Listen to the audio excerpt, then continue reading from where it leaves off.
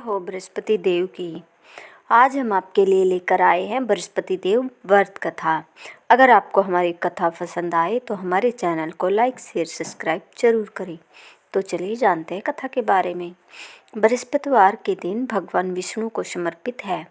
कहते हैं कि जो व्यक्ति हर गुरुवार भगवान विष्णु की पूजा करता है और गुरुवार की कथा सुनता है, गुरु बृहस्पति की ओर भगवान विष्णु की कृपा से उनकी सभी परेशानियां दूर हो जाती है। लेकिन गुरुवार की व्रत कथा और पूजा के कुछ नियम हैं जिनका बड़ी ही सावधानी से पालन करना चाहिए। गुरुवार के व्रत कथा और व्रत से जुड़े कुछ नियम आपको बताते हैं। गुरुवार व्रत पूजा कथा में कई ऐसी बातें बताई गई है जिन्हें मनुष्य को ध्यानपूर्वक अपनाना चाहिए। कहते हैं जो व्यक्ति श्रद्धा भाव से गुरुवार को भगवान विष्णु की पूजा करता है और गुरुवार व्रत की कथा कहता है या सुनता है, उसकी गरीबी और कष्ट को भगवान विष्णु दूर कर देते हैं। जीवन में सुख समृद्धि के लिए गुरुवार के दिन आप भी इस गुरुवार व्रत कथा को जरूर सुने। बृहस्पतिवार के दिन सूर्योदय से पहले ही उठे और नित्य क्रम से निवृत्त होकर पीले रंग के वस्त्र पहने। इसके बाद पूरे घर में गंगा जल छिड़के। इसके बाद पूजा घर में श्री हरि विष्णु की मूर्ति या चित्र स्थापित करें। फिर पीले रंग के गंध पुष्प और अक्षत चढ़ाई। इसके बाद चना गुड़ मुनक्का चढ़ाकर विधि विधान से पूजन शुरू करें।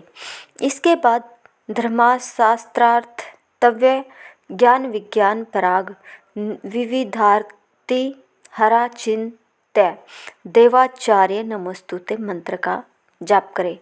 इसके बाद व्रत की कथा पढ़े। कथा पढ़ने के बाद केले के पेड़ में जल चढ़ाए। मंत्रोच्चारण के बाद बृहस्पतिवार व्रत की कथा पढ़े। यह इस प्रकार से है कि प्राचीन समय की बात है। भारतवर्ष में एक राजा राज्य करता था। वह बड़ा प्रतापी और दानी था। वह नित्य गरीबों और ब्राह्मणों की सेवा किया करता था। वह प्रतिदिन मंदिर में भगवान दर्शन करने जाता था, लेकिन यह बात उसकी रानी को अच्छी नहीं लगती थी। वह न ही पूजन करती थी और न ही दान करने में उसका मन लगता था। एक दिन राजा शिकार खेलने वन को गए हुए थे तो रानी और दासी महल में अकेली थी। उसी समय बृहस्पति देव साधु वेश में राजा के महल में भिक्षा के लिए गए और भिक्षा मांगी तो रानी ने भिक्षा देने से मना कर दिया। रानी ने कहा कि हे साधु महाराज, मैं तो दान पुण्य से तंग आ गई हूँ। इस कार्य के लिए मेरे पतिदेव ही बहुत है। अब आप ऐसी कृपा करें कि सारा धन नष्ट हो जाए तथा मैं आराम से रह सकूं। साधु ने कहा, देवी तुम तो बड़ी अजीब हो। धन और संतान से कौन दुखी होता है? इसकी तो सभी कामना करते हैं। पापी भी पुत्र और धन की इच्छा करते हैं। अगर तुम्हारे पास अधिक धन है तो भूखे मनुष्य को भोजन कराओ, प्याऊ लघुआ ब्राह्मणों को दान दो, कुआं तालाब बावड़ी बाग बगीचे आदि का निर्माण कराओ, मंदिर पाठशाला धर्मशाला बनवाकर दान दो, निर्धनों की कुंवारी कन्याओं का विवाह करवाओ, साथ ही यज्ञ आदि कर्म करो, अपने धर्म को शुभ कार्यों में खर्च करो। ऐसा करने से तुम्हारा नाम परलोक में सार्थक होगा एवं स्वर्ग की प्राप्ति होगी। लेकिन रानी पर उपदेश का कोई प्रभाव न पड़ा। वह बोली, महाराज, मुझे ऐसे धन की आवश्यकता नहीं जिसको मैं अन्य लोगों को दान दूं, जिसको रखने और संभालने में ही मेरा सारा समय नष्ट हो जाए। अब आप ऐसी कृपा करें कि सारा धन नष्ट हो जाए तथा मैं आराम से रह सकूं। साधु ने उत्तर दिया, यदि तुम्हारी ऐसी इच्छा है तो मैं जैसा तुम बताती हो मैं वैसा ही करूँगा। तुम भी वैसा ही करना जैसा मैं तुम्हें बताता हूँ। बृहस्पतिवार को घर को गोबर से लीपना, अपने केसों को पीले मिट्टी से धोना, राजा से कहना वह बृहस्पतिवार को हजामत बनवाए, भोजन में मांस मदिरा खाना और कपड़ा धोबी के यहाँ धुलने डालना। ऐसा करने से 7 बृहस्पतिवार में ही आपका सारा धन नष्ट हो जाएगा। इतना कहकर वह साधु महाराज वहाँ से अंतर्ध्यान हो गए। इसके बाद रानी ने वही किया जो साधु ने बताया था। 3 बृहस्पतिवार ही बीते थे कि उसका समस्त धन संपत्ति नष्ट हो गया और भोजन के लिए राजा रानी तरसने लगे। तब एक दिन राजा ने रानी से कहा कि तुम यहाँ पर रहो, मैं तो दूसरे देश में चाकरी के लिए चला जाऊँ, क्योंकि यहाँ पर मुझे सभी मनुष्य जानते हैं, इसलिए कोई कार्य नहीं कर सकता। देश चोरी परदेश भीख बराबर है। ऐसा कहकर राजा परदेश चला गया। वहाँ जंगल को जाता और लकड़ी काट कर लाता और शहर में बेचता। इस तरह जीवन व्यतीत करने लगा। इधर राजा के बिना रानी और दासी दुखी रहने लगी। किसी दिन भोजन मिलता और किसी दिन जल पीकर ही रह जाती। एक समय जब रानी और दासियों को 7 दिन बिना भोजन के रहना पड़ा तो रानी ने अपनी दासी से कहा, हे दासी, पास ही के नगर में मेरी बहन रहती है, वह बड़ी धनवान है, तू उसके पास जा आ और 5 सेर बेजर मांग कर ले आ, ताकि कुछ समय के लिए थोड़ा बहुत गुजर बसर हो जाए। दासी रानी की बहन के पास गई। उस दिन बृहस्पतिवार था। रानी की बहन उस समय बृहस्पतिवार की कथा सुन रही थी।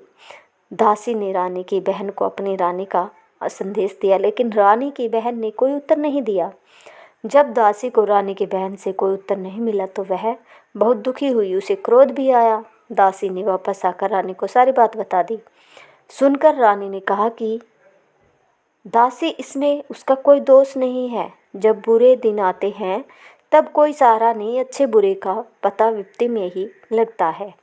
जो ईश्वर की इच्छा होगी वही होगा, यह सब हमारे भाग्य का दोष है।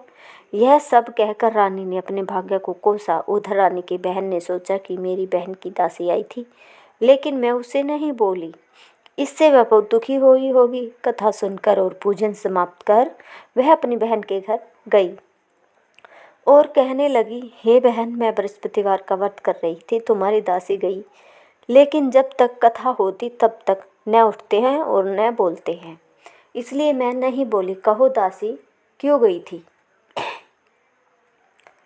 रानी बोली, बहन, हमारे घर पर अनाज नहीं था। ऐसा कहते कहते रानी की आंखें भर आई। उसने दासियों समेत 7 दिन तक भूखा रहने की बात भी अपनी बहन को बता दी। इसलिए मैंने दासी को तुम्हारे पास 5 सेर बेजर लेने के लिए भेजा था। रानी की बहन बोली, बहन देखो, बृहस्पति देव सबकी मनोकामना पूर्ण करते, देखो शायद तुम्हारे घर में भी अनाज रखा हो। पहले तो रानी को विश्वास नहीं हुआ, परंतु बहन के आग्रह करने पर उसने दासी को अंदर भेजा।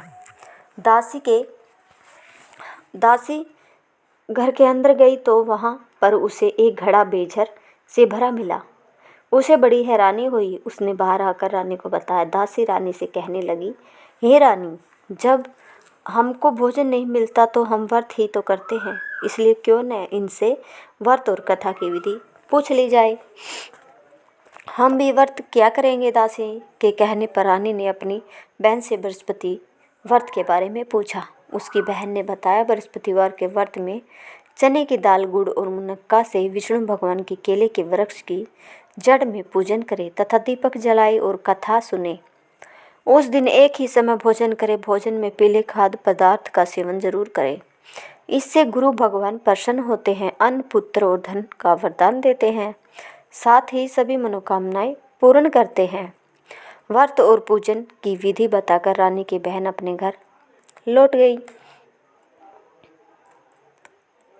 रानी और दासी दोनों ने निश्चय किया कि बृहस्पति देव भगवान का पूजन जरूर करें। 7 रोज बाद जब बृहस्पतिवार आया तो उन्होंने व्रत रखा। गुड़साल में जाकर चना और गुड़ बीन लाई तथा उसकी दाल से केले की जड़ तथा विष्णु भगवान का पूजन किया। जब पीला भोजन कहाँ से आए, दोनों बड़ी दुखी हुई, परंतु उन्होंने व्रत किया था, इसलिए बृहस्पति देव भगवान प्रसन्न थे। एक साधारण व्यक्ति के रूप में वे 2 थालों में पीला भोजन लेकर आए और दासी को देकर बोले, हे दासी, यह भोजन तुम्हारे और तुम्हारे रानी के लिए है, इससे तुम दोनों ग्रहण करना। दासी भोजन पाकर बहुत प्रसन्न हुई। उसने रानी से कहा, चलो रानी जी, भोजन कर लो। परंतु रानी को भोजन आने के बारे में कुछ नहीं पता था, इसलिए उसने कहा कि जा तू ही भोजन कर, क्योंकि तू व्यर्थ में हमारी हंसी उड़ाती है। तब दासी ने कहा, एक व्यक्ति भोजन दे गया है। तब रानी ने कहा, वह व्यक्ति तेरे लिए ही भोजन दे गया है, तू ही भोजन कर। तब दासी ने कहा,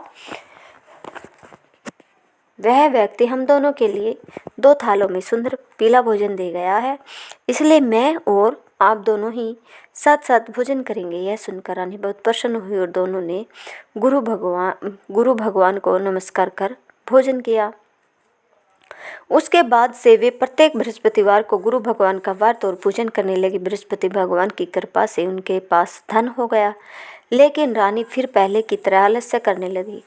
तब दासी बोली, देखो रानी, तुम पहले भी इस प्रकार आलस्य करती थी, तुम्हें धन के रखने में कष्ट होता था, इस कारण सभी धन नष्ट हो गया। अब गुरु भगवान की कृपा से धन मिला है तो फिर तुम्हें आलस्य होता है। बड़ी मुसीबतों के बाद हमने यह धन पाया है, इसलिए हमें दान पुण्य करना चाहिए। अब तुम भूखे मनुष्य को भोजन कराओ, प्याऊ लगवाओ, ब्राह्मणों को दान दो, कुआं, तालाब, बावड़ी और बाग बगीचे आदि का निर्माण कराओ, मंदिर, पाठशाला और धर्मशाला बनवाकर दान दो, निर्धनों की कुंवारी कन्या का विवाह कराओ, साथ ही यज्ञ आदि कर्म करो और अपने धन को शुभ कार्यों में खर्च करो, जिससे तुम्हारे कुल का यश बढ़े और शौर्य प्राप्त हो। फिर पितर प्रसन्न हो। दासी की बात मानकर रानी शुभ कर्म करने लगी, उसका यश फैलने लगा। एक दिन रानी और दासी आपस में विचार करने लगी कि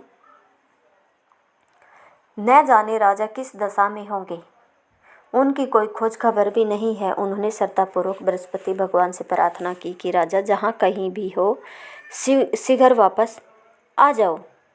उसी रात्रि को बृहस्पति देव ने राजा को स्वप्न में कहा कि हे राजा, उठ, तेरी रानी तुझको याद करती है, अपने देश को लौट जा। आज प्रातःकाल उठा और राजा प्रातःकाल उठा और जंगल से लकड़ी काटने के लिए जंगल की ओर चल पड़ा। जंगल से गुजरते हुए विचार करने लगा कि रानी की गलती से उसे कितने दुख भोगने पड़े हैं। राजपाट छोड़कर जंगल में आकर रहना पड़ा, जंगल से लकड़ी काटकर शहर में बेचकर गुजारा करना पड़ा और अपनी दशा को याद करके व्याकुल होने लगा। उसी समय राजा के पास बृहस्पति देव साधु के वेश में आकर बोले, हे लकड़हारे, तुम इस सुनसान जंगल में किस चिंता में बैठे हो, मुझे बतलाओ। यह सुन राजा के नेत्रों में जल भर आया। साधु की वंदना कर राजा ने अपनी संपूर्ण कहानी सुना दी। महात्मा दयालु होते हैं। वे राजा से बोले, हे राजा, तुम्हारी पत्नी ने बृहस्पति देव के प्रति अपराध किया था, जिसके कारण तुम्हारी यह दशा हुई है। अब तुम चिंता मत करो, भगवान तुम्हें पहले से अधिक धन देंगे। देखो, तुम्हारी पत्नी ने बृहस्पतिवार का व्रत शुरू कर दिया है। अब तुम भी बृहस्पतिवार के व्रत में चने की दाल, गुड़ और मुनक्का से विष्णु भगवान का केले के वृक्ष की जड़ में पूजन करो तथा दीपक जलाकर कथा सुनो। उस दिन एक ही समय भोजन करना, लेकिन भोजन में पीले खाद्य पदार्थ का सेवन जरूर करना। भगवान तुम्हारी सब मनोकामनाएं पूर्ण करेंगे। साधु की बात सुनकर राजा बोला, हे प्रभु, लकड़ी बेचकर तो इतना पैसा भई नहीं बचता जिसे भोजन के उपरांत कुछ बचा सकूं। मैंने रात्रि में अपनी रानी को व्याकुल देखा है। मेरे पास कोई साधन नहीं जिससे उसका समाचार जान सकूं। फिर मैं कौन सी कहानी कहूँ, यह भी मुझको मालूम नहीं है। साधु ने कहा, हे राजा, मन में बृहस्पति भगवान के पूजन व्रत का निश्चय करो, वे स्वयं तुम्हारे लिए कोई राह बना देंगे। बृहस्पतिवार के दिन तुम रोजाना की तरह लकड़ियाँ लेकर शहर में जाना। तुम्हें रोज से दुगना धन मिलेगा, जिसे तुम भली भांति भोजन कर लोगे तथा बृहस्पति देव की पूजा का सामान भी आ जाएगा। राजा ने ऐसा ही किया और उसको मनोवांछित फल की प्राप्ति हो गई। इस प्रकार जो भी यह कथा पढ़ता है, सुनता है, उसके सभी मनोरथ पूर्ण होते हैं। गुरुवार की आरती। ओम जय बृहस्पति देवा।